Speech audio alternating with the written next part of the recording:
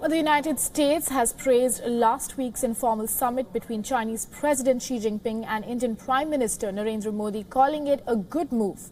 The White House spokesperson said that it's a good thing that the two leaders were getting along during the summit in Wuhan. The two leaders agreed to build confidence-building measures in the security matters. The two nations also agreed to boost existing information sharing mechanisms to prevent any kind of border flare-up. We don't have an official policy, but certainly think it's always good when other world leaders are getting along, and certainly when we can cooperate, that's definitely a good thing. We have a great relationship with both countries and hope to continue to do so.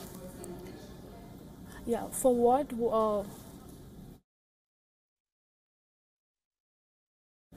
And joining us live is Siddhant Sibal.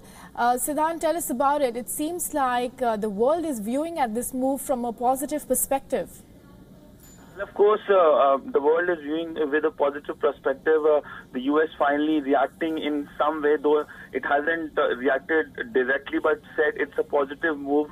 And remember, a lot of things have happened between India and Chinese relationship since that informal meet. Remember yesterday, the Chinese ambassador to India tweeted about how tariff won't be put on the 28 Indian pharma products, which will be, of course, if China imports from India. But this is the first reaction by the U.S. Remember, Beijing and Washington haven't been having a very positive relation recently, and of course there have been harsh words from both the sides, and of course trade is an issue that has been a contentious one between Washington and Beijing. But growing ties between India and of course Beijing are good for both the countries, because remember, these are two very large countries in Asia with high economic growth, and of course both would be keen to increase their engagements, because if any untoward incidents happens, their own economic growth gets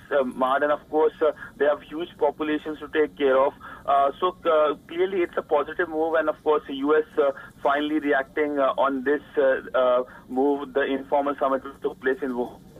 Yes, and it is also reacting in light of all the most of the important developing Asian countries who are holding the meetings. Now, how is the way forward, and how is the world looking at this move?